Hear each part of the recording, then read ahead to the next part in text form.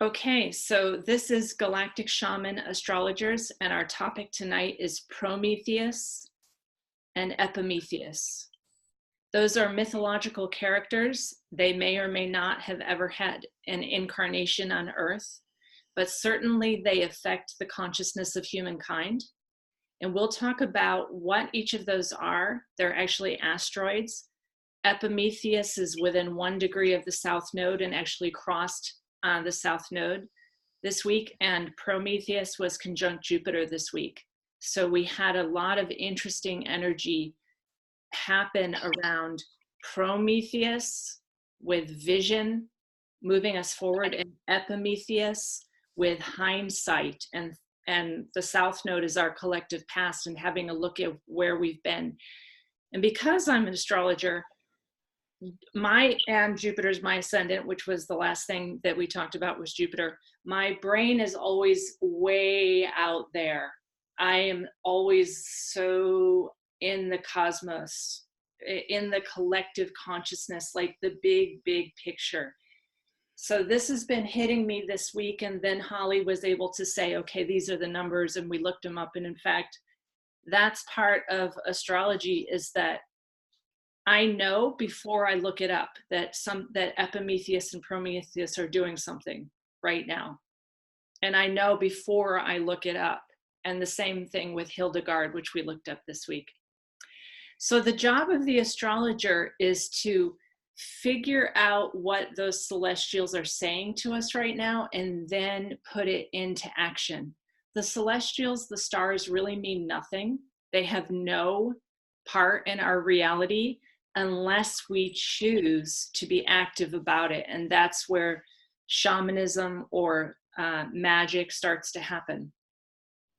So Prometheus, and someone else can tell the longer story, and there's many parts of the story because I was just reading about Prometheus and Epimetheus and Zeus and Athena and Pandora, and how it was that Prometheus was chained to the rock, and he had like 3 different ways that he could be relieved of that rock.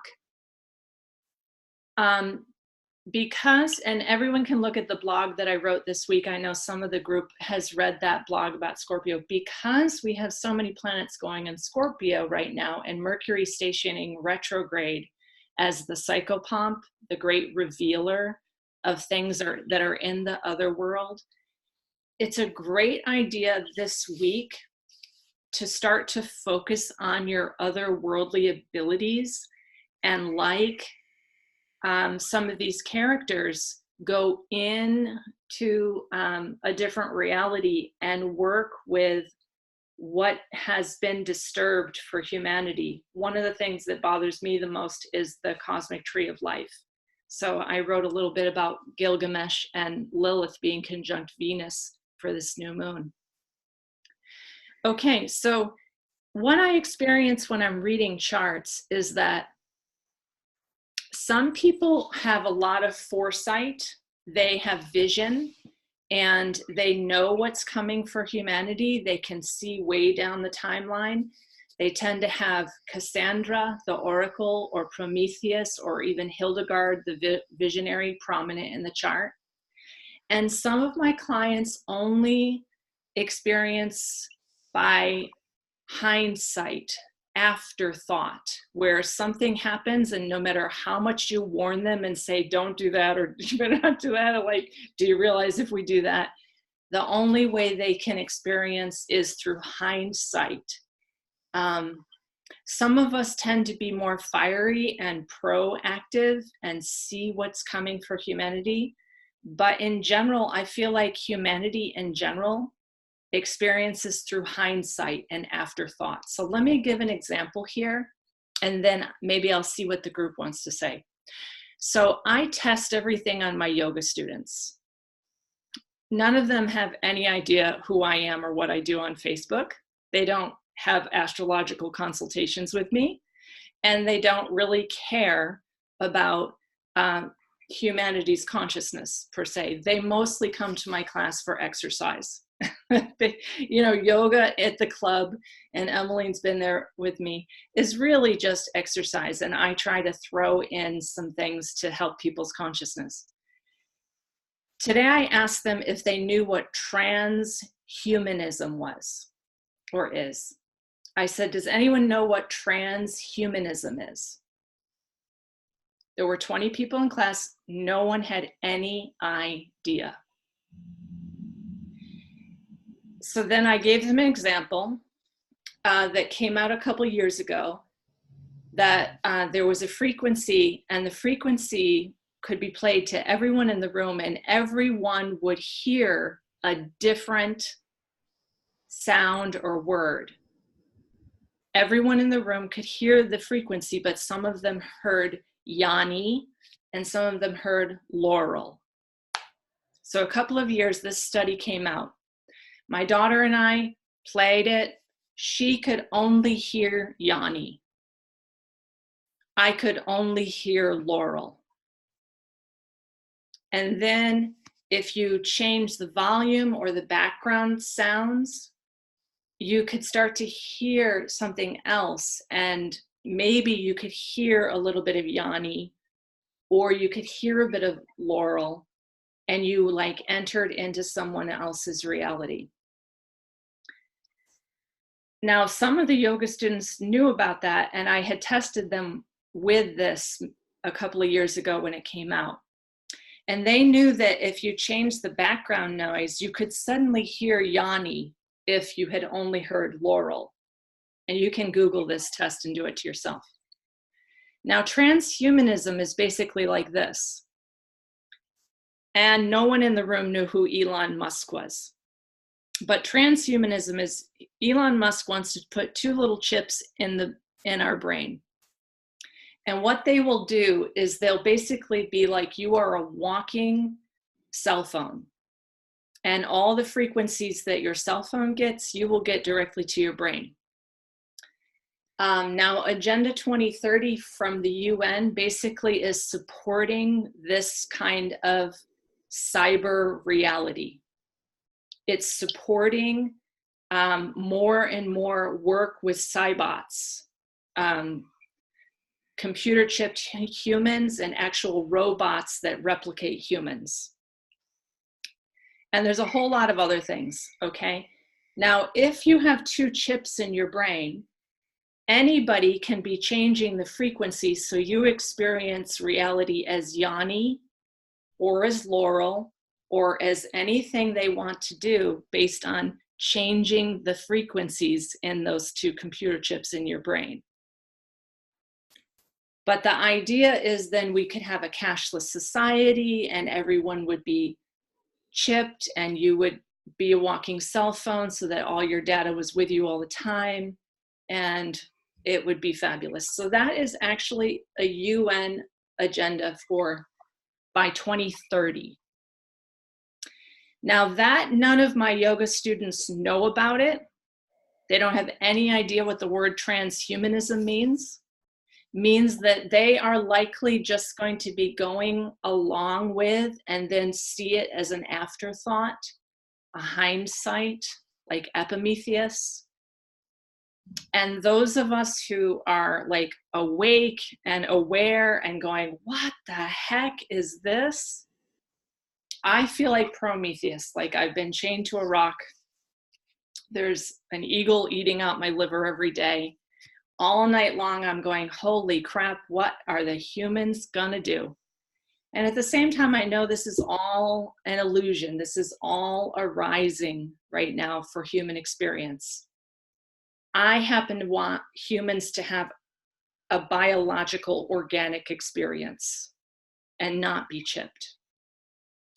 But I would love to hear from the group if anyone has more comments about Prometheus and Epimethius, or anything that you see coming down the timeline right now that humanity has to make a decision about, like that we have to get conscious about and have that vision. Does anyone have anything to throw out right now?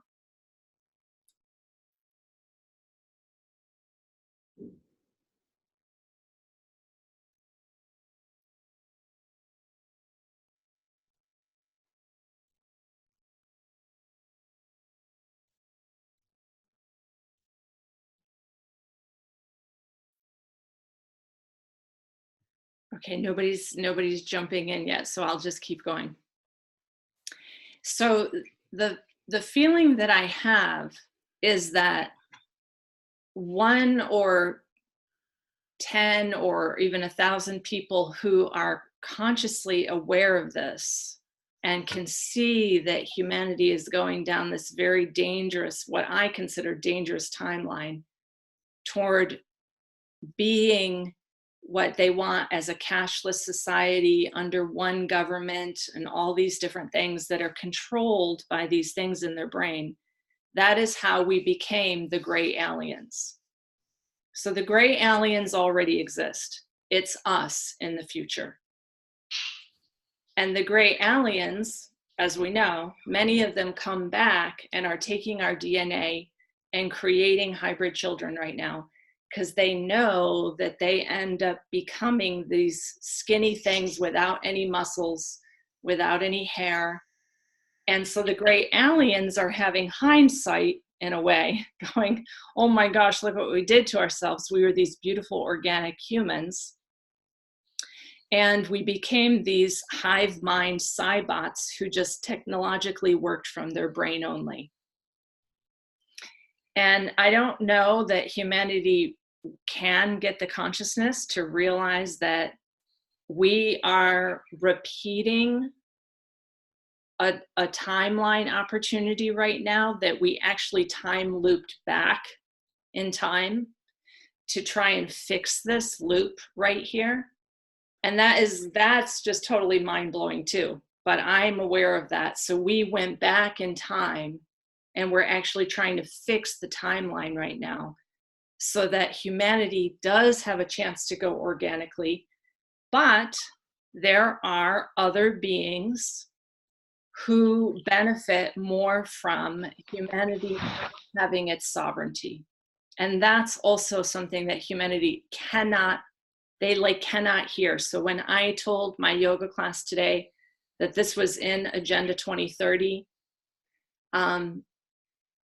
they couldn't even respond. They looked at me like I was some kind of a conspiracy theorist, except that if you read Agenda 2030 and have it decrypted and see all of the pieces of it, you're like, whoa, this is this complete grabbing of humanity's regional, organic, self-sustainable, sovereign experience. So if we want to work with this stuff, because all of the planets are going to be moving into Scorpio with Mercury stationing as the revealer, as the psychopomp, this week, particularly on October 31st, is when you can do some of that shamanic work. So what I'm planning to do is I'm planning to do some work in a cave in actually calendar 2.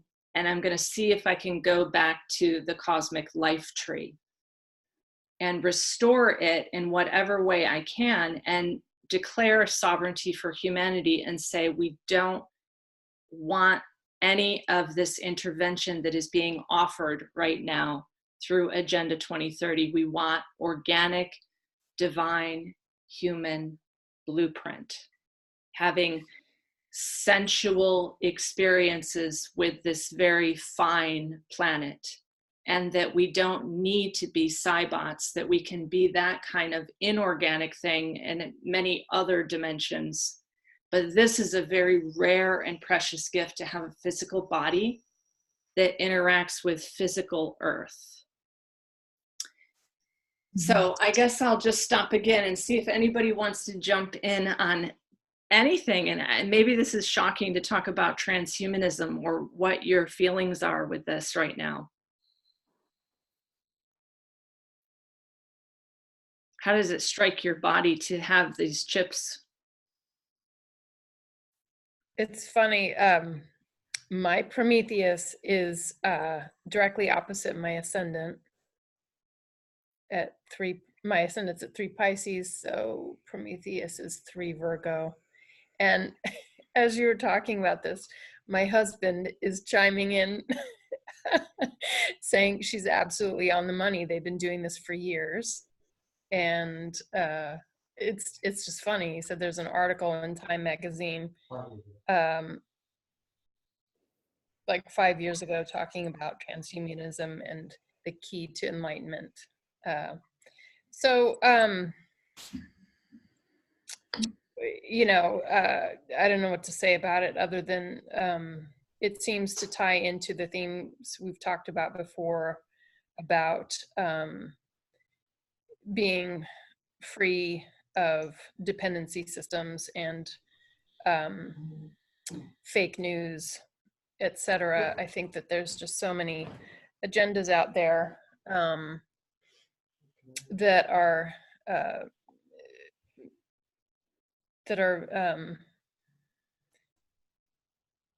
looped into the dependency system. My husband wants to add something. Yeah. But what she's talking about is like it's tying into what's going on right now. He says it's tying into what's going on right now. Whether you like Trump, whether you don't like Trump, it doesn't matter. There's a huge, huge war going on right now. Can you hear him? Yeah, you can get on the screen if you want to. Yeah.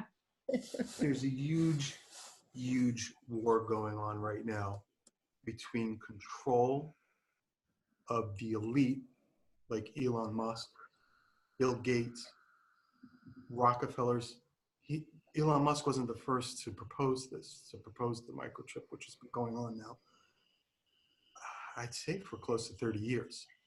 But the war going on right now is for control. A huge amount of control from the elite to control from basically an anti-establishment figure, which is Trump. Not saying that he's the goddess or the god or the god to all of our savior, but there's a huge war going on. And part of that war is exactly what you're talking about. Is exactly the issue going on between a fight for humanity, a fight to the death for control of the population compared to the elite basically losing control. And that's what's going on. There's some chains that have been broken and they're fighting for the death to keep that control. It's going to be interesting to see what happens in the future, how the control is going to be gained back, what the shift is going to be made in the next 1 to 2 years, especially after the election, and what's going to transpire after that.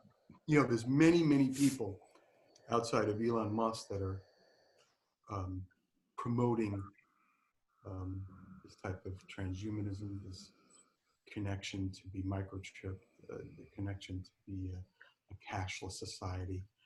We're almost already there in a sense that we're, you know, if you go to Japan, I mean, nobody's using cash at all, or across a lot of Asia. So it's very, very interesting. I think you're really right on the money with what you're talking about. It's very important. From the Aquarian. Yeah, so it'll be really interesting. You're right, this next year astrologically we have the Saturn Pluto Chariklo Ceres Mercury Sun completion on January 12th, and then we have those planets moving into Aquarius. And what we have opportunities for right now is, as magicians, astrologers, shamans, conscious people, is to hold this in the consciousness, talk about it, and every time we do, it goes out into those threads of sovereignty. For me, if we're not talking about it, if we're not taking action on it, if we're not bringing awareness to it, then those celestial opportunities are missed. So we're really, with Epimethius on the South Node, we looped back in time to grab this opportunity to say, no, we don't want to become gray aliens. We don't want to be cyberbots. We want to maintain our physicality. We want to have sensual earth experience. And those beings that are called the elite, I would say Elon Musk and many of them are actually reincarnated interdimensionals who have been here again and again messing with humanity. And so when I'm going to do ceremony on a really profound date, October 31st, when Mercury stations, I think it stations at 11:40 a.m. So setting up and connecting into the other worlds, just like Hildegard von Bingen did, and she is able to access, she was, what did that paper say? One of the pages was like, she was the womb shaman of the cosmic tree of life. The womb shaman of the cosmic tree of life. Yeah. And I feel like, why leave it to Hildegard? She did it. We can all do that too. We can set our intentions and go to that cosmic tree of life and restore those original divine blueprints and say no, like really conscious every second of every day. No, I want an organic experience. I don't want my kids chipped. I don't want humanity to be forced into this one world government. We need regional, we need cultural, we need unique, we need diverse, we need small groups, we need to have our unique experience as humans. And that is very Aquarian. Aquarian is like the diversity and the unique experience of each person valued over this like one world government where everyone's a hive mind, which here's what's going on. So yes, it's been going on for a long time. I don't know. I'm only 50 now, so I don't know if it's really been going on for 30 years, but that's what's being said. But here's how easy it is right now to swipe everybody's personal data. So if you have a debit card or a MasterCard and you put it in the gas pump right now, somebody can come with another device that looks just like that and put it in the gas pump and swipe all your bank information. Do you all know that? Yeah, so then all of your accounts are hacked. Then I heard a woman go into the post office yesterday, and the post office asked her if she really was moving because they got a forwarding address with her signature on it that all of her paperwork should be sent to Florida now. And she was, probably in her 60s, and she was looking at this paper again and again, and it was her signature. Someone had gotten her signature. So if you write your signature on something and then put it on social media or send it through cyberspace, anyone could have your signature. And she was like, oh my, like, what does this mean? Somebody was hacking my identity and gonna have my mail forwarded.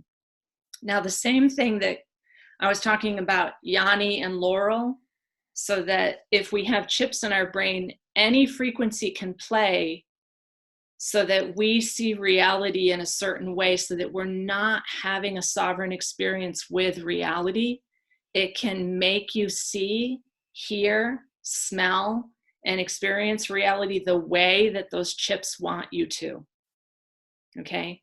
The other thing is, when you put two cell phones next to each other, you know how you can take all the information from one cell phone and then Bluetooth it to the other cell phone? So if we have chips in our brains, I can walk up to Britt and take her information. And I just want humanity to be conscious that this is another cutting of the life tree, which I do not agree to. This to me is the same Gilgamesh stuff where Gilgamesh journeyed, he was part God, interdimensional. He had those shamanic skills like we all do, and he could journey. And the thing that I posted in the group yesterday was that he got to the life tree, but then it doesn't tell what he did, but he cut the life tree. Okay. Any of us can also demand, decree, and say, no, we want the life tree restored, and we do not want this intervention. Right now, it's imperative to make those decisions. because we're at the completion of a time cycle, also with Saturn and Pluto and Epimethius going across the South Node, it's like we have to say what we want, like Prometheus, what gifts do we want to give to humanity, and not just talk about it, but like actually do it. Like, what gift do you want to give to humanity? So I'll stop there again and see if anybody wants to jump in with their thoughts about how to bring this to consciousness, what ceremony to do, what gifts to give, anything that's coming to anybody. Yeah. There's a few things that were coming through for me, and one was about the opposition of the moon in Scorpio, the new moon in Scorpio, and then with Uranus and Taurus directly opposite. And we spoke about asteroid Metis. There's probably loads of other asteroids. I haven't really looked them up for the new moon. And what struck me was that going into the magic shamanic realm, because at the beginning of Scorpio, you're diving in, isn't it? It's like the sudden, oof, okay, I'm going in, shock factor. And then, so the creation from that space with the opposition of we have to do this because we need to revolutionize our connection with the earth. What's funny is that recently Johnny, my partner, had his birthday, and we did we never did his solar return, so I was looking at it for him the other day, and we sat down on the sofa and it was nighttime, and I drew up the chart online, and I picked up my phone and I went to say, okay, you have Uranus conjunct the ascendant in Taurus. And as I said it, all of the lights blacked out. There was a huge regional power cut across the whole area. I've not known anything like it. For like half an hour, we were in absolute blackness. And I made a joke and said, I'm going to go outside and see if there's any zombies, because you could just it just felt like that eerie, like with the end of the world, Armageddon type of feeling, but it was quite exciting. So to me, it just signifies so many things. That eerie kind of, we need to go into the depths now. We need to really be realistic about what this is showing us, and also the kind of the call to action. But also, it is kind of more powerful, all of this, than any of the governmental or whatever. Like, it's just not like we are the most powerful because we're who we are. So that makes us powerful. So with a tree, the other day when I was walking through my town, there's a tree there that's dead. It's a dead tree in a beautiful park. And there's a sign literally nailed on it with a big cross next to it, highlighted in yellow, saying, notice, the council have given notice to cut down this tree. This was yesterday. And I looked at this tree, and it's a dead tree, but the dead tree brings life when it dies to the surrounding area. So they want to cut down the tree and not replant it. And that, I'm thinking, they have no understanding to environmental, like how diversity and biodiversity works, because that would not be supportive. So I'm just thinking about the tree of life and death as well at this time of year. That space of, what would it be to have this kind of death ceremony at the same time? So me and a friend are she's inspired to do a death ceremony in the local nunnery ruins. So we're going to look into that on Friday, actually, at the same time.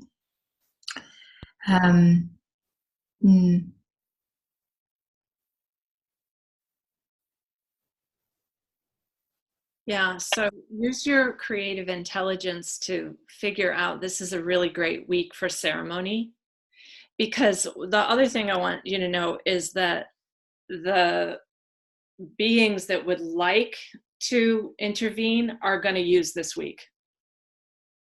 So this is what we as shaman astrologers have to realize is, and Britt, you actually posted that thing about that the Me Too movement could start up again with all of these planets in Scorpio. And the politics and the astrologers of finance and so forth are also going to use these things. And it's important for us to realize that if we don't use psychopomp Mercury to do some kind of ceremony or intention setting with the new moon opposite Uranus with Metis, who, you know, Metis's story is that she was a threat to Zeus because her offspring, one of them was going to take over from Zeus. Okay, so she became this goddess of deep thought and wisdom. So there is this thing, is like, we could give birth to something really profound. And that's also why those interdimensional beings who have cut down the life tree again and again and again are trying to cut down our life tree now, because as Emmeline said, we're actually totally the most amazing technology in the multiverse. Humans are the most amazing technology in the multiverse. So I also had this Epimethius. I'm having an Epimethius return right now, which is really weird. Epimethius is like hindsight. And this week I've been going again and again and again, like, I don't want any spaceships or Pleiadians to land or hybrid children to show up, because I have enough to do with the humans. Like, if the Pleiadians all showed up now, I would have to teach them how to live on planet Earth. So there's this idea that somehow the hybrid children and the Pleiadians and the galactics are going to land and they're going to help us and they're going to assist us. And I'm going to be like, look, this is where you poop. Okay, this is how you get the driveway shoveled. This is how you rake the leaves. So I also am like, why is it that people are going, oh, we're getting messages from the galactics and this wonderful thing. I'm going, if the galactics show up, then I got more people to show how to create food. Because when you're on planet Earth, you need food.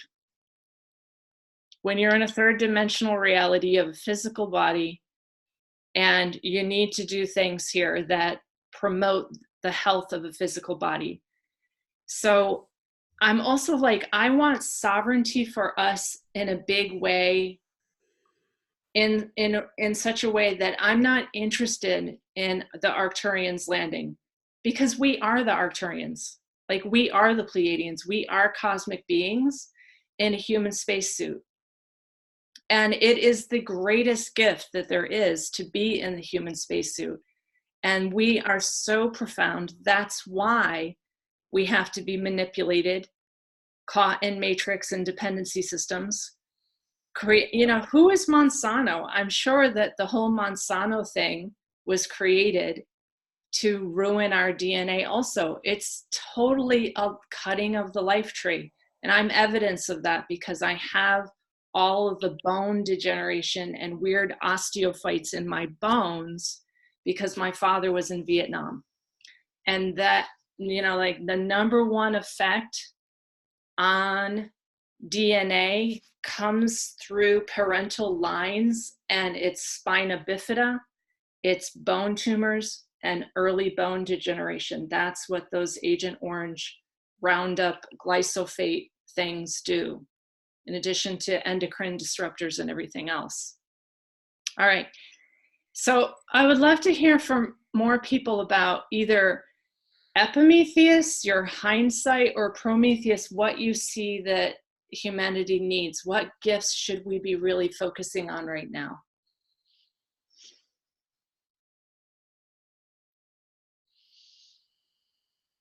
I'll offer some stuff. I think that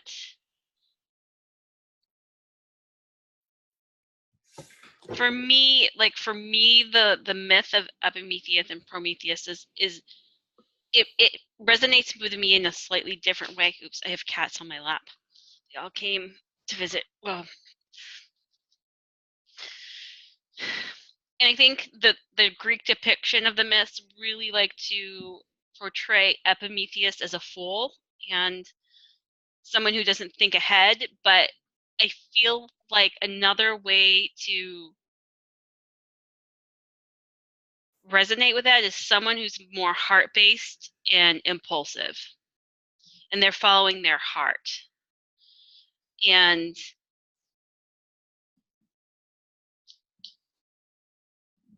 in as much as like that makes you very easily tricked, but at the same time that also makes you someone who's very in touch with your feelings. And I don't want to lose that part of myself. And I think the whole interdimensional thing is like that, a whole another realm of being easily tricked, and where we need to find a balance. But at the same time, when we are too much in Prometheus mode, we can be too much in our head, looking too forward, and that is also another way to get chained to the mountain with your liver eaten out by an eagle, is that you are trapped in your thoughts. And it's almost like that Libra, and we talked a little bit with all the planets that have been in Libra, getting trapped in your mind, and that it's on its own self, a way to kill the life tree, in my opinion, because you get so trapped in your head, you don't experience physicality of this experience, which Epimetheus does. He's gifted Pandora, which is one of these interdimensional Trojan horse gift traps, and he just says, "I'm going to love you.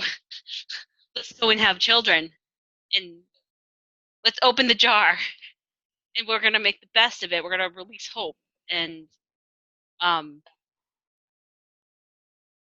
and there are times when I think humanity as a whole right now is too trapped in their heads, and they are not in their hearts enough. And I actually had an experience this week. It was actually very very Prometheus versus Epimetheus, where I have been working a lot. And because that is what my brain says I need to do. I need to work at my muggle job, and I need to do all the hours I can, and my work needs me. And I was not feeling well, but I wasn't really sick. And I wasn't sleeping because I couldn't turn my brain off, because I'm thinking of all these different things. And then finally, a friend of mine said, "You're too stressed out and you're in your head too much. And I think you need to stay home sick. And I think you need to come to the beach and visit." And it was very hard for me to do that, because I think I am more Prometheus most of the time. I'm in my brain. I'm a Gemini ascendant. I can be very analytical. I can be very, I am working out all the pathways of how to do things, and I'm figuring out which one is the best way. And I am not always sitting in my heart and saying, what does my heart really want to do? And then I was like, you know what? I'm just going to go. I was sick. I called out. I also needed mental health time, so I went to the ocean. And this is kind of funny. And because I wasn't in my brain and thinking of all the things that I needed to do, I forgot to leave a note and tell people where I was going. So people in my family were looking for me and even find me for a little bit. And they got all worried. Oh my gosh. Well, actually, first of all, they were worried about the dog, because I took the dog with me to the beach. My daughter comes home. She's not worried about mom. She thinks mom's at work. No, mom's at the beach with the dog, but she sees that I had forgotten the dog collar. I had clipped the leash to the bandana. She's like, "Where is the dog? Mom must have went. The dog must have run off. Mom, because mom works all the time, must have went to work. Tell anybody. Dog is running amok." She tells my parents. They all go looking for the dog. Dog's fine. The dog's with me at the beach. I finally, about 2 o'clock, I'm like, oh, I should look at my phone. There a panicked text from my daughter. "Mom, where are you? We called your work. You're not at work. Do you have the dog? The dog is missing." And I think, oh, sorry, yes, I didn't leave a note. I apologize. I needed some mental health time. I'm feeling sick. I've had this stomach thing. I went to the beach with the dog because she's been really bouncy. I'm sorry, I didn't leave you a note, but that's where I am. Everything is fine. But so in that way where I followed my heart, there was some collateral damage there because people are so expecting me to be very reliable. So when I kind of took off, no one knew where I was. But my heart needed that. But my brain, if I had been more Prometheus mode, maybe I would have thought, oh, I need to communicate where I'm going, what I'm doing. But at the same time, when I am so in that place, I can't enjoy that moment of just going on the beach and being free and being not held by my responsibilities. And I needed it. And so I think as humanity, we are like so tied up with our technology. We need to find that balance of that right use of technology where we can have the foresight to protect the life tree, to protect our experience. But at the same time, we've got to, we've got to be able to be in our heart space and be free and be able to have that physical experience to go and connect with someone in a very tangible, visceral way. So that is my that is my kind of Epimethius Prometheus experience.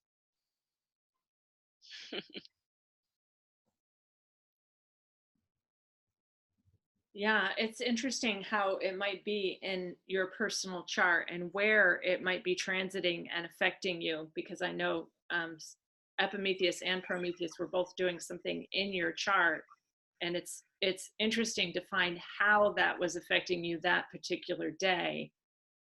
If it was transiting, we as humanity have several different issues that I talked about in the group this morning that Anaya Sophia was speaking about. And all of them are solved, I think, with what Holly was just talking about, with getting into a heart-based physical experience. So if it is narcissism, which was one of the things that Anaya Sophia put up there, that is easily solved by having a real encounter with somebody and your dog on the beach and being in your heart and your physicality. If it's ecocide, okay, that's another thing that we've talked about, eco-spiritualism versus ecocide in this group. Getting into the heart and getting into the softness, that will very easily translate to not moving at top speed and buying a water bottle, and the water bottle is convenient and it's plastic and it's available, and just sucking that down without realizing. So yeah, that really just slowed me down too, actually. Just you saying that, slowed my whole Prometheus thing down, because I can be up all night with my Jupiterian, oh my gosh, what is humanity gonna do, looking into the future. But the Epimetheus part of me is like, just slow down and hear the wood being stacked right now. Like, Claude doesn't have any devices or iPhone or bank accounts or anything like that. He's a really interesting study. Claude doesn't have any passwords. He doesn't have any PayPal. He doesn't have employment that pays anything other than cash because he doesn't have a bank account. Claude is a very interesting experiment, and he's just going to stack wood, and he has no idea what the whole rest of the whole cyber problem is because he doesn't own an iPhone. So what would happen if, like Emmeline, experience with Uranus conjunct the ascendant that Johnny had, if all the humans on the Saturn-Pluto conjunction were plunged into darkness and the whole grid went down, and all the Monsanto seeds are Terminator seeds, so we've got to learn how to grow our own food. And technology was gone, and going to job every day was gone. I mean, for me, that actually is a wonderful dream. That it all goes down. It's not a threat for me. For me, it's like, oh, there's no more bank accounts. There's no more grid. There's no more anything. Wow, we just have to every day figure out how to like be a human on planet Earth with our feet on the ground. I would be fine with that.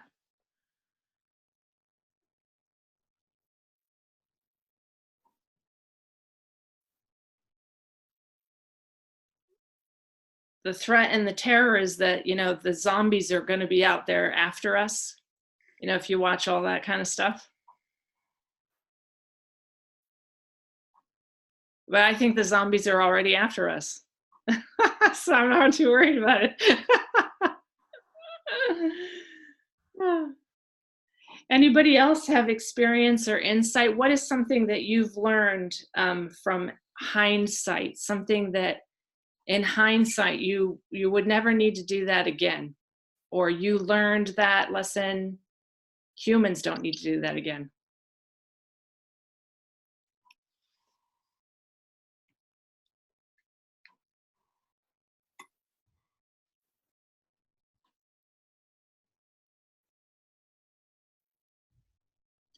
I have something to say with the heart-based Epimethius, and it's really just what I was doing earlier, eating my dinner, and I made. I've been getting into sprouting, and I bought this book, and it's actually published in 1980 something, so it's not like some new technology like, oh, this food whatever. It's like old.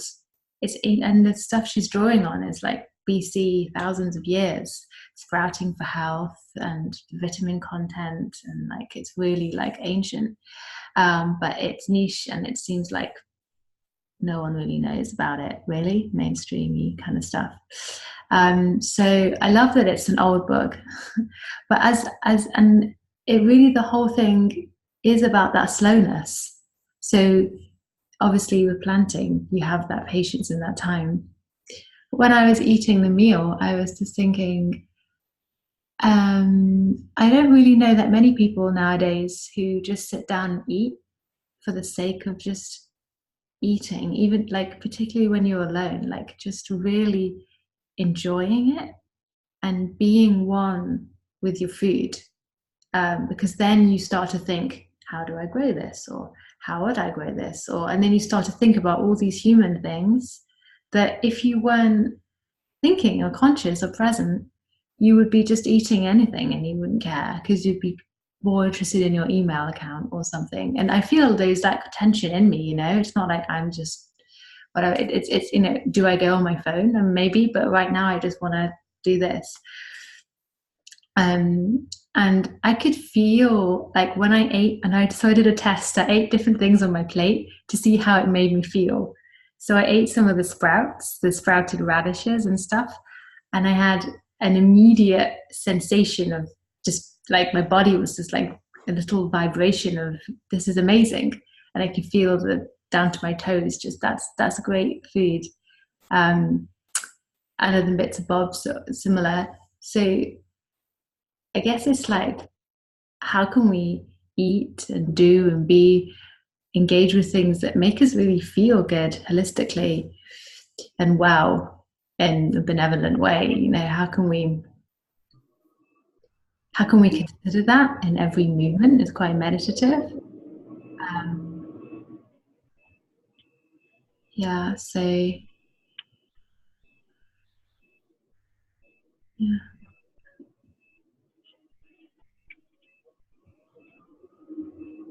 Go ahead, Grant.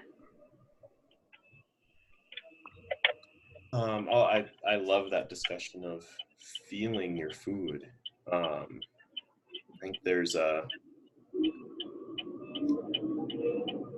some work being done about that in an organized way around people creating the slow food movement, where they spend hours cooking and over an hour eating to enjoy what they've made, and to really be intentional about caring about not only the ingredients that they put in and what they've cooked and what they've made, but then also to consume it in a very intentional way. That fabulous. That'd be something I would be really interested in getting into.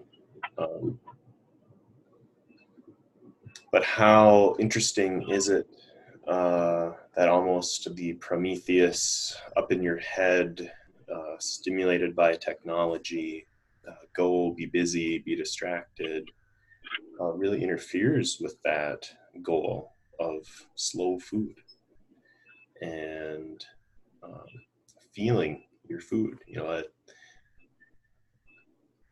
I'm really enjoying that concept. How does your food make you feel? And especially like after that first bite. And is that something that, how much time do we take to really think about that? It's a very fun concept. To switch back to the discussion about something that we've learned or something we don't need to experience again through hindsight. You know, I think for me, getting out of my last technology day job, where I was overworked and under stress all the time, not really given a lot of serenity or respect in that role,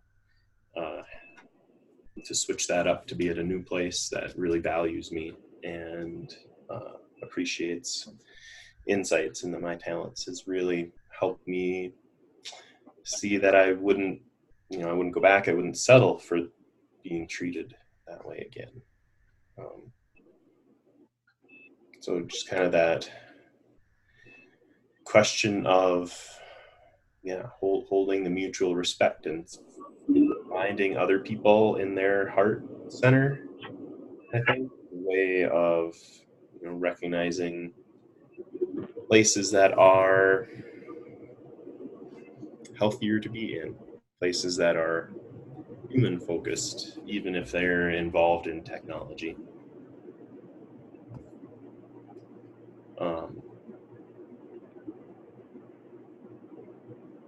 I think that was it.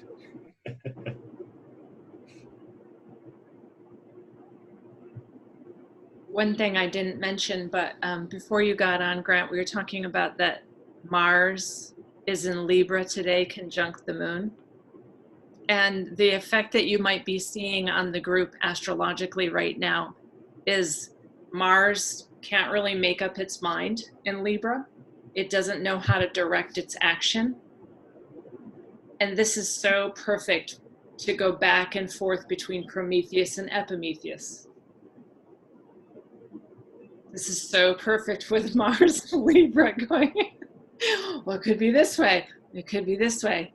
It could be this way. Maybe the humans, I have to keep saying maybe the humans have to experience a little bit more of the disconnected experience of being on a laptop all day long and then scrolling on your iPhone all night and not knowing what you just ate and not knowing where your food came from and not knowing that those little things inside of the bean are bean seeds.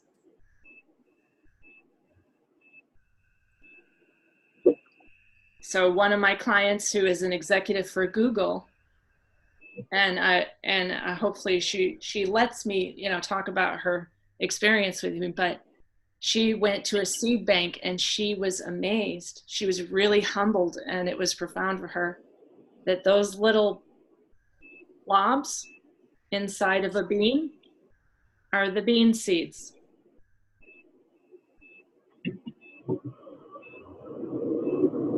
And that she is a really talented, amazing person who holds big seminars for Google and is very high paid and good at her job. So humanity is going down the road of Google very strong right now, and forgetting a little bit about that the beans are inside the bean seeds. And maybe for me, I have to be in my heart enough to let humanity have that experience. That's really hard for me too, because Cassandra's at my midheaven in a fire trine where I have this oracular, oh boy, here we go again down that route. And we're going so fast, because what I've also been reflecting in hindsight is 100 years ago, in 1919, there were no cars. So I picked up a hitchhiker this week, and I've picked him up many times in Vermont, and he owns a 1916 first edition car when you had to order a car and then go pick it up in Chicago when there weren't any cars. And so they were like these things that got put together, and it took them a couple of months to put together the car that you ordered. And only very, very, very few humans had a car 100 years ago. And now everyone in my entire household has a car. Claude has a truck.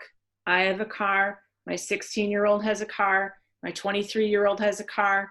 Her boyfriend has a car. Every one of us humans have a car.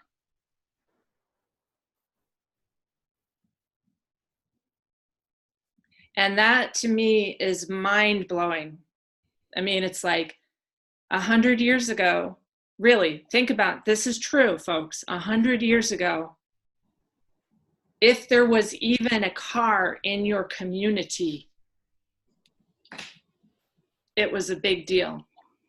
But humans have had to experience this, that everyone in my household is driving a car and burning fossil fuel, gasoline.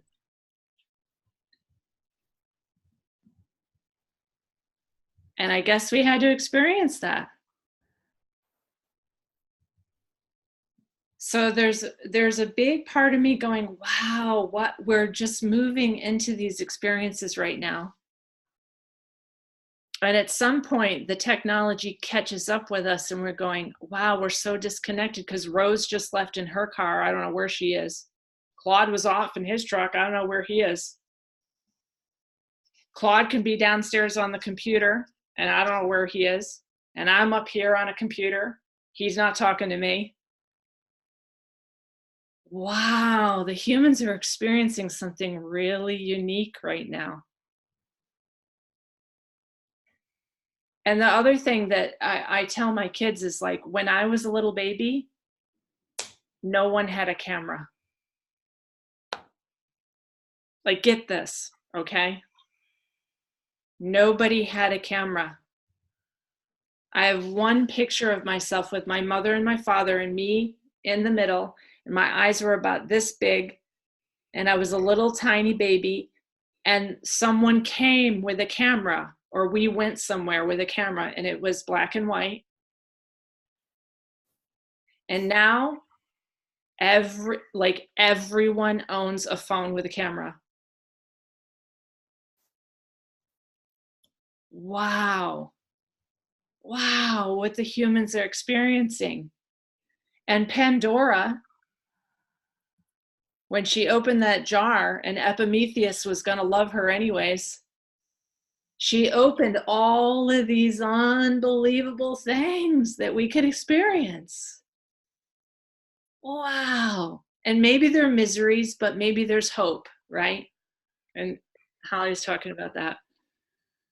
What else do you see that we need to make conscious right now? What else do we need to know and really grasp with this completion of a time cycle? Where do we want to go? What do we want to reflect on? Who do we want to be as humans?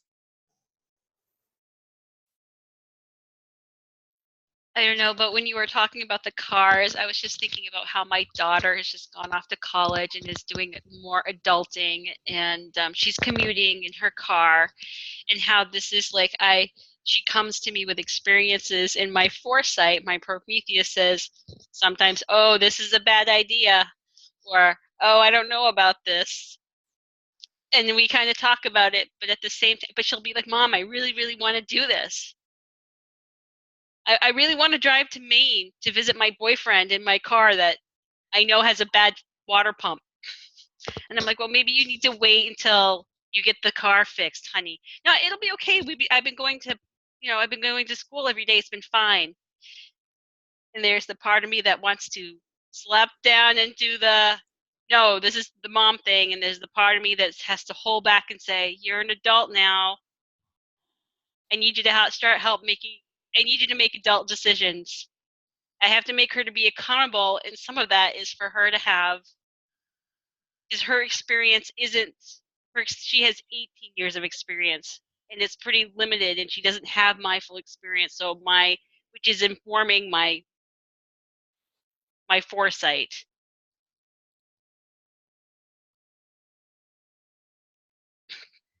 So I have to let her have some of those experiences of her own.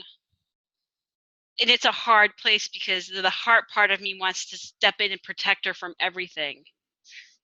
And the head place says, I just have to tell her some of these things aren't maybe the greatest ideas, and I have to let her make decisions for herself and let her make have her own experiences. And it's hard. It's hard when you see the people that you love are maybe going to have one of those experiences that are going to be a little bit more of the Pandora box experience. And and we can wish, I wish that none of her experiences are going to be painful. But the reality of it is that some of her experiences are going to be painful, and maybe will create a crisis in her life in the future. And as much as I want to throw myself in front of that crisis, I can't protect her from everything. And in a big way, there are many people in my life that they are doing other things. You can apply that in so many ways, and in all I can say is that it's hard, and sometimes it's heartbreaking, and it's not okay, but that's also what makes me feel human. Mm. When I see someone throw plastic bottles on the beach, it's not okay. It's not. And sometimes I can tell that person as much as I want that that's not okay, and they're not going to listen because that is the frequency that they're at. And so I think going back to what ceremony is, that I would just hope that everyone's having their best appropriate experience for them, and that they are getting what they need. And I know that in some ways that feels very unsatisfying to myself.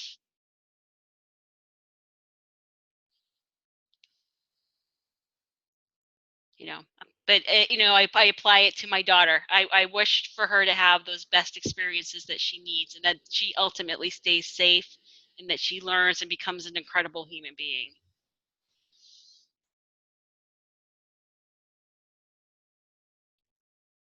Yeah, we're really getting to the heart of it now, right? Because how Hildegard came up this week was that actually Holly had posted something about Matrix, which is a fixed star, and it's in Libra right now, even though I think it's part of the Virgo constellation. Anyways, it's around 10 degrees Libra right now. By precession, all of the stars are moving through the signs. And I thought of a quote that Hildegard von Bingen said, and I posted it in the group, about how creation would necessarily have to kind of rise up against humanity if humanity was harming creation. I mean, basically, that was the gist of it.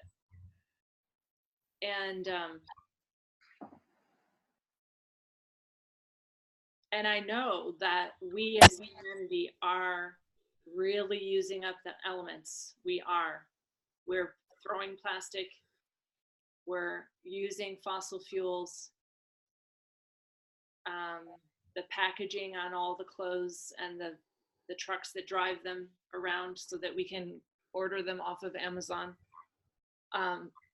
Yeah, we are so like Holly's daughter, going to drive to Maine with that broken water pump.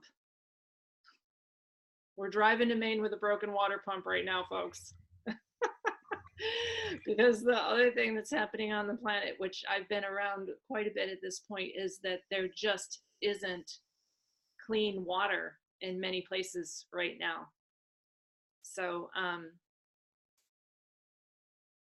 the water is being used for the fracking, of course, and the water then is ruined forever and has to be deposited way deep in these like 10,000 foot deep holes. And it's all drinking water. It can never be used again. So we're definitely driving to Maine with that broken water pump right now. And as you know, great cosmic mother wants us to experience everything, like Holly's a good mother going, all right, humans, there you are, you're going down that path. And at the same time, there's this balance for me with,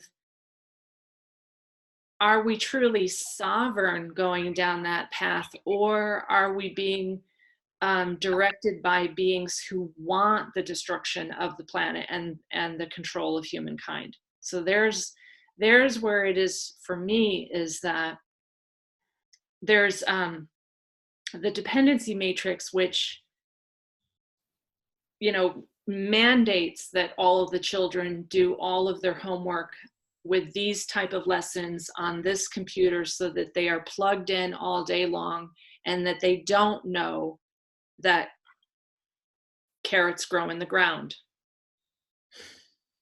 And they actually don't, because I've been the farm to school coordinator. So we are also having a fair amount of not sovereign direction of driving to Maine with a broken water pump. And that's where it is right now for me, is like, yes, we humans are making a mess of things, that's for sure. We're getting our experience. But there's also a group that wants the planet to be destroyed and wants to cut down the life tree again and take away our organic experience, that wants to trick us with everything that they can. And it's that part of it that I want to make conscious, so that we humans are really sovereignly making choices and not being, you know, siphoned off onto this Agenda 2030 to become a cyber race under one world government that takes away all of our sovereignty. And that's where it is right now. And that's so perfectly with Mars and Libra. It's like this and this and this. Which way do we go? Oh my gosh, yes, we're messing up the planet, and there's a race of beings that want us to be destroyed and get control over us. So let's hear what people want to say from that point.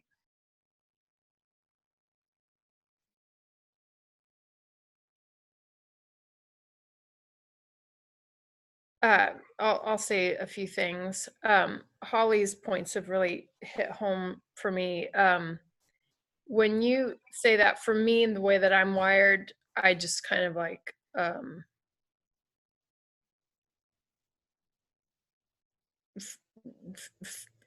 shut down, or not shut down, but just like I go blank, right? So for me, I just have to always go back to a little bit what Holly was saying is like, you know, there's suffering in the world, and I know through my own hindsight that that suffering is painful, but it can bring great lessons, great emotional growth, personal growth, character growth, etc., wisdom, and that I don't know the agenda and what people are here for. I can have some suspicions, you know, but ultimately, I don't know what to do in the face of that, other than to tend to my own garden, tend to my own world. So that's where I go.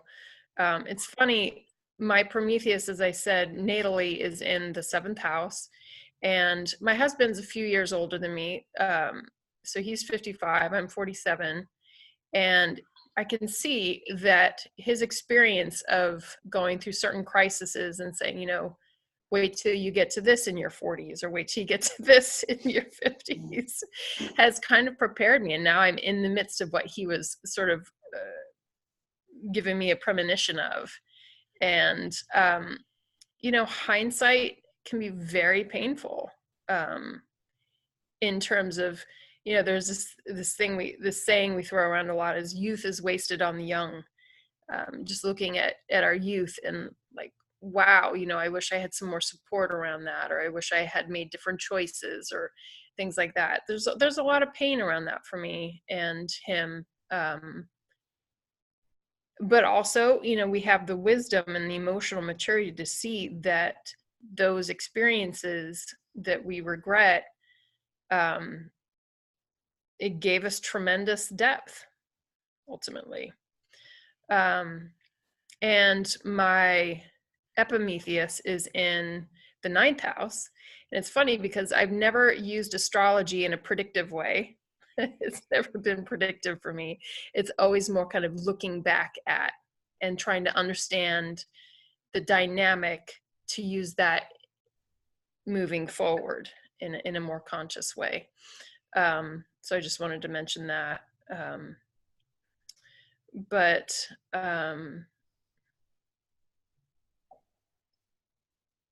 ultimately, all I personally can go to is how I tend my own garden. I'm feeling very, very strongly the completion of things. Like, I feel dead-ended in so many aspects of my life. I see it in my husband, not dead-ended in a just like I literally, there's no clear path forward. I have a strong feeling, my husband and I both have a strong feeling that we'll be moving, and don't know where, don't know how, don't know what, don't know anything, don't know when.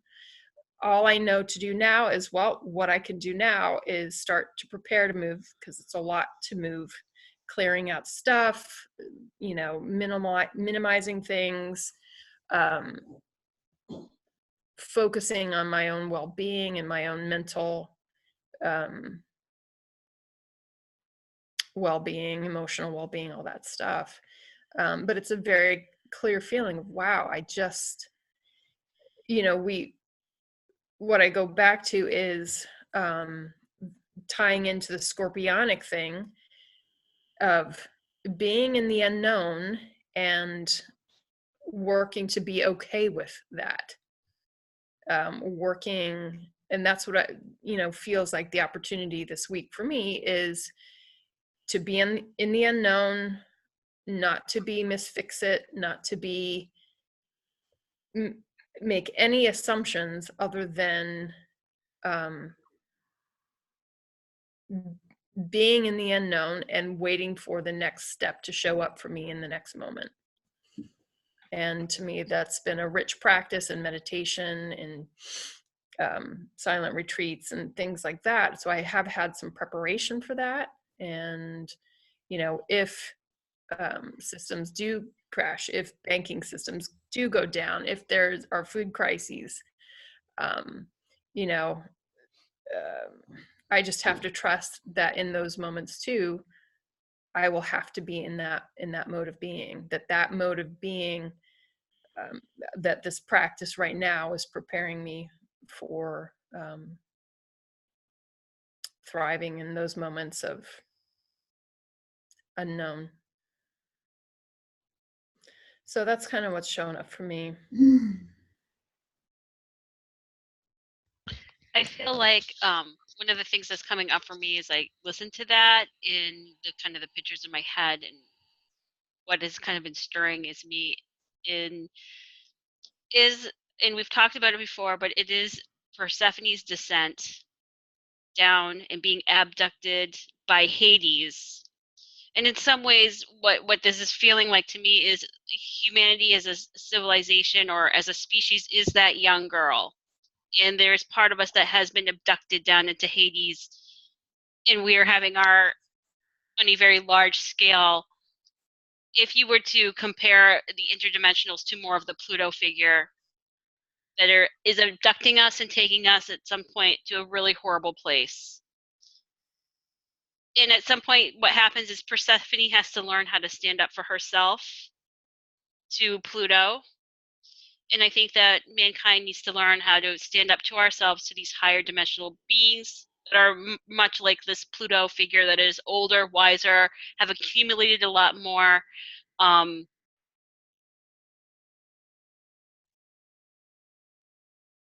And we are going through collectively that descent and that rise of how do we stand up against some entity that is much older, wiser, technologically advanced than ourselves. And how you know, and it is crafty. You know, Pluto has the cloak of invisibility. He has that helmet of terror. Very smart, can hide. I mean, he's you know, and there's part of Persephone in the old myths that had fallen in love with that glamour, the power, the seductiveness of Pluto, but also that ability to instill fear. So how, as a race, do we get through that and get through that dark place and gain that mastery of our subconscious and really become that high priest or priestess?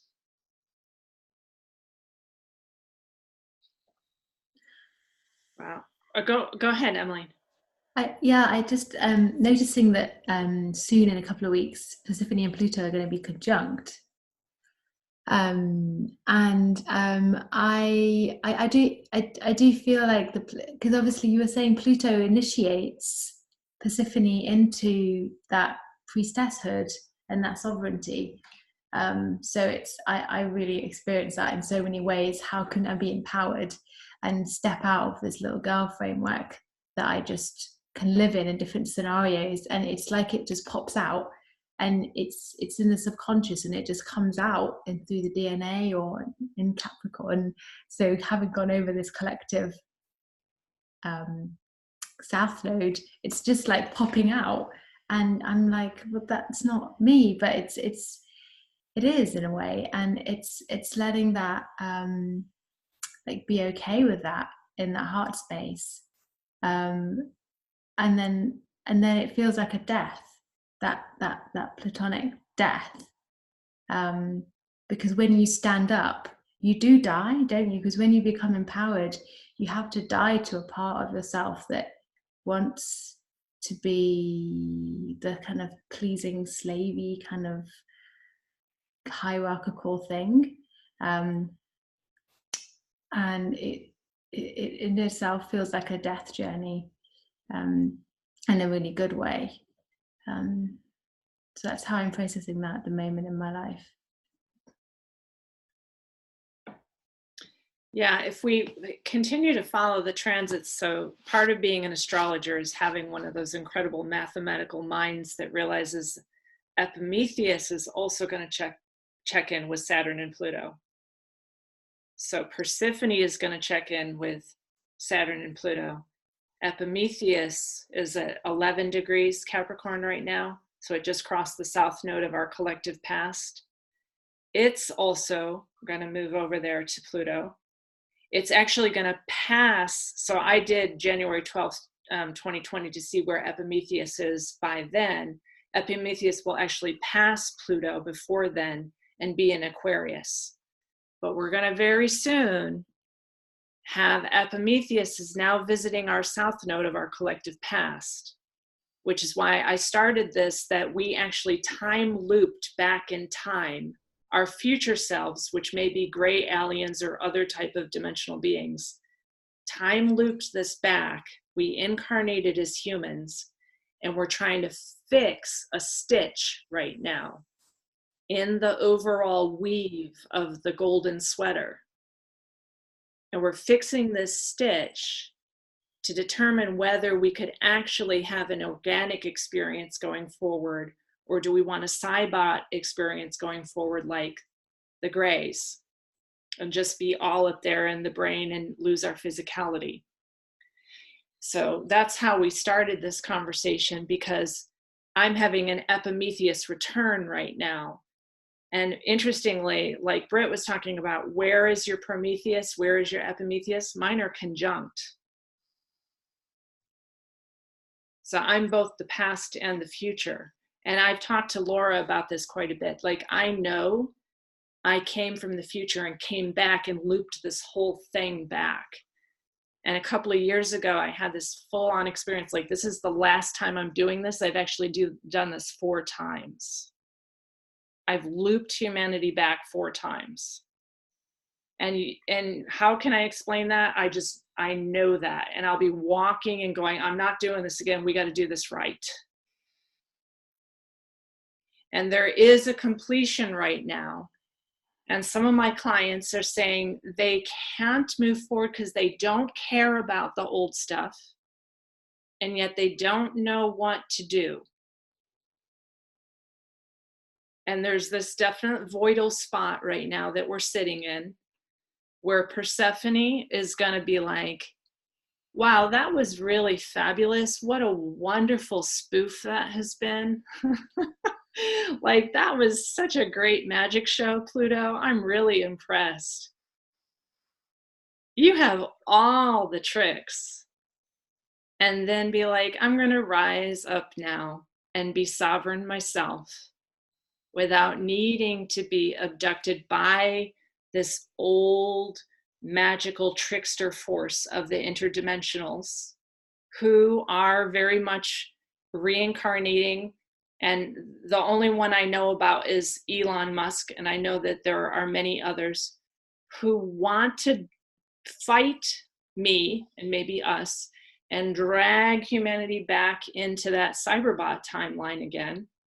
And I'm going, no, Pluto, I'm not going with you there again. Not doing it. I want organic human experience where we taste our food, where we smell things, where we touch each other, where we breathe the scent of the trees. So if you can get this, are you getting this, what I'm talking about? We're at that completion stage right now where we got to kind of decide which way are we going. And some of us definitely have a role of just holding void. Okay. And some of us have a role of yanking the thread back into the sweater and making sure that the loop is not pulling the whole fray. Let's see what people want to say at this point.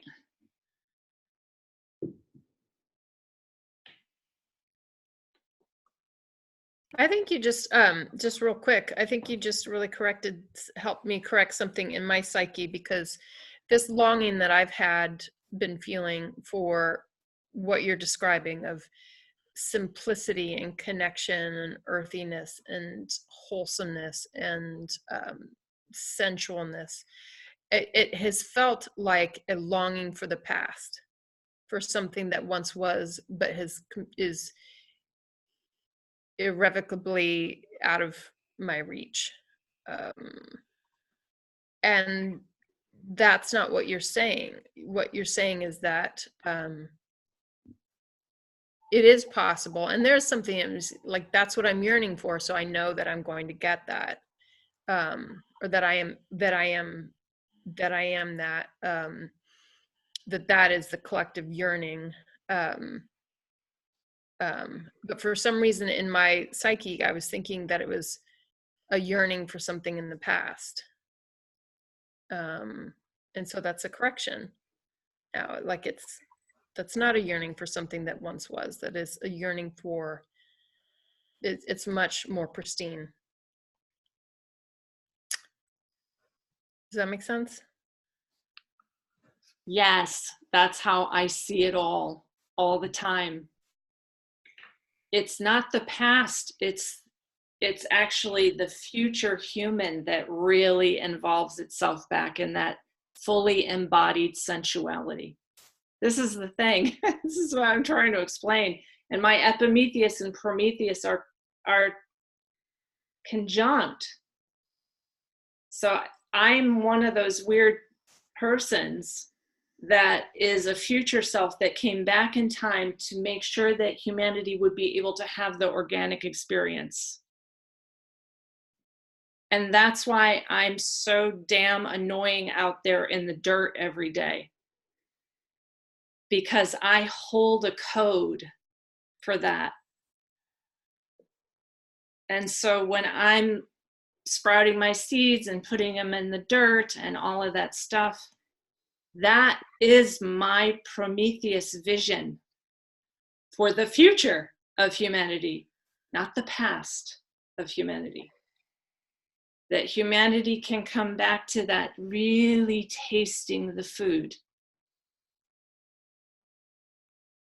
The slow, simple crack of the wood.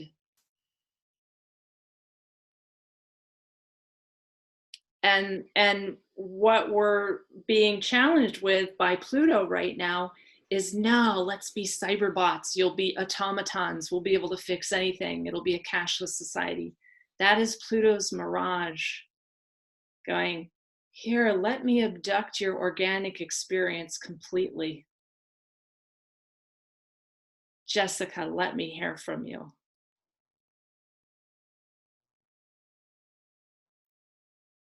Hey, everyone. I just was telling Grant, like, I think I'm living with a lot of Pluto in my house, because I don't know if it's because my kids are rebellious, but they'll often tell me, like, no, I want to be a cyberbot. My teenager, that's my worst nightmare. But I'm their mom, and I'm here saying no. I was listening to your talk a little bit as I was driving, so I'm sorry if you heard some of my driving audio when I popped in earlier.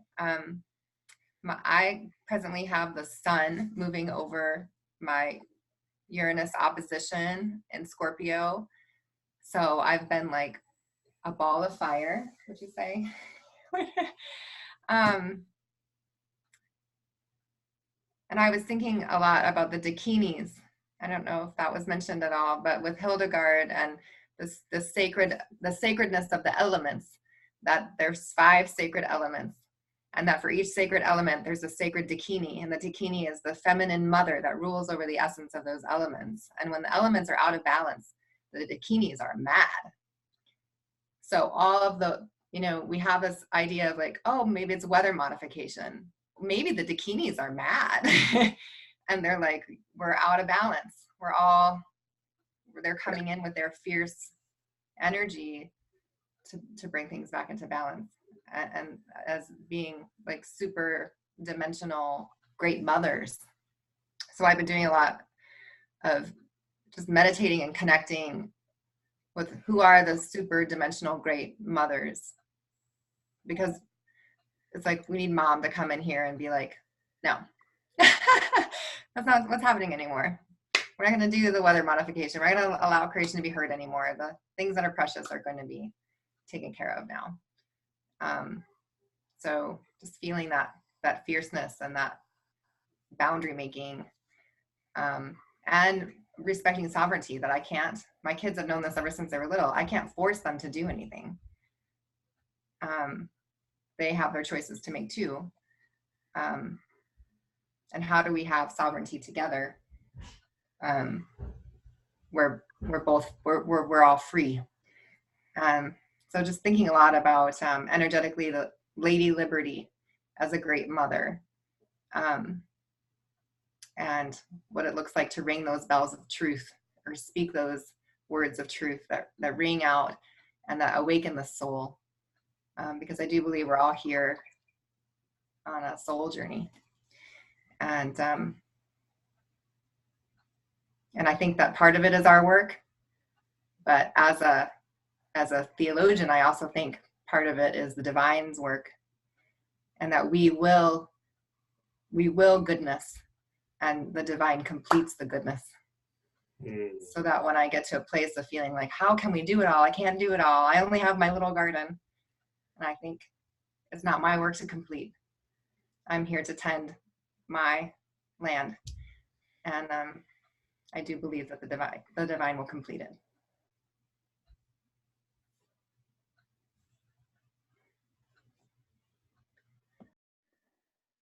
Yeah, good. Wow, it's already 5:36, and I really lost track of time. This was one of those things where I don't know if it's where the planets are right now, or the scorpionic energies like go to the depths, go deeper, go into that feeling, that emotion. And I don't really know how to conclude other than to say, this week is going to be interesting with the new moon making an opposition to Uranus and asteroid number 9, Metis or Metis, or however you say that goddess's name, that has deep thought, deep wisdom. And she was a threat to Zeus's control, because she was going to give birth to a child that would eventually take over from Zeus. So I don't even know how to conclude this. It's just that deep scorpionic, like provoke, reveal, undercover, and take the cover off. You know, it's like going deeper into this. So see what it is for you. However, everyone has a different solution to this, and everyone is holding us a very important piece. Like when Jessica was just saying that she's tending her part of the garden, she's relating to the dakinis, she's allowing the divine intervention to come in and complete it. So however this week goes for you, with the new moon in Scorpio, with Mercury stationing as the great revealer and the psychopomp, like use it to really get into the depths of things. Does anyone else want to say anything?